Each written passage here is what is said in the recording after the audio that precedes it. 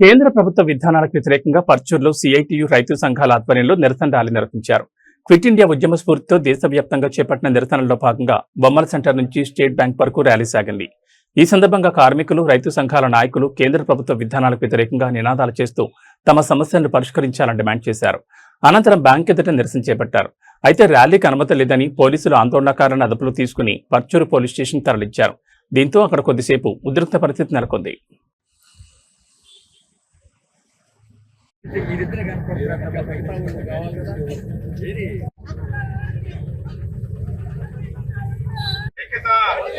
వ్యతిరేకిస్తుంటే కేంద్ర ప్రభుత్వ వ్యతిరేక విధానాలను వ్యతిరేకిస్తుంటే కనీస వేతనం 26,000, కనీస వేతనం 26,000 కల్పించాలి. జిల్లాను కరువుగా కల్పించాలి. జిల్లాను కరువు ప్రాంతంగా బాపట్ల జిల్లాను రీషెడ్యూల్ చేయాలి.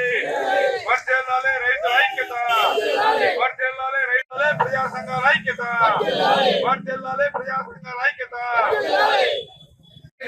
వ్యతిరేకించండి రైతు వ్యతిరేక విధానాలను, రద్దు చేయాలి లేబర్ కోడ్లను, రద్దు చేయాలి లేబర్ కోడ్లను, రద్దు చేయాలి. రద్దు చేయాలి కొత్త ఉపాధి హామీ పథకాన్ని, రద్దు చేయాలి. రద్దు చేయాలి కొత్త ఉపాధి హామీ పథకాన్ని, రద్దు చేయాలి. రద్దు చేయాలి. వేతనం 26,000 ఇవ్వాలి.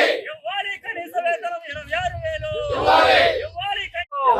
ఇవ్వాలి. కనీస వేతనం 26,000 ఇవ్వాలి. కనీస బాపట్ల జిల్లాను కరువు జిల్లాగా కొనాలి. మిగిలి ఇవ్వాలి. కనీస వేతనం 2,600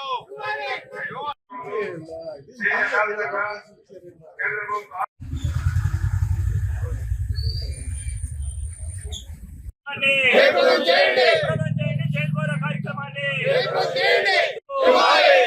కనీస వేతనం 26,000 ఇవ్వాలి.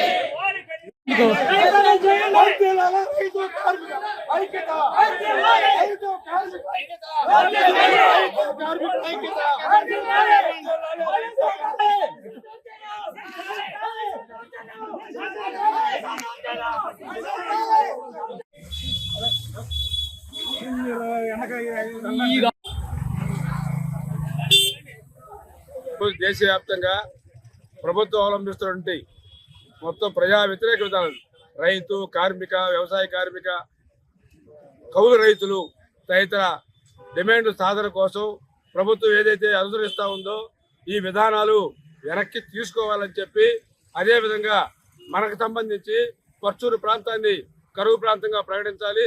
అదేవిధంగా గుంటూరు ఛానల్ని ఎక్కడి దాకా పర్చూరు దాకా పొడిగించాలి. నల్లబర్లి పొగాకు గత సంవత్సరం మిగిలిపోయింది, చివరి కాడ దాకా కొంటా ఉన్నారు.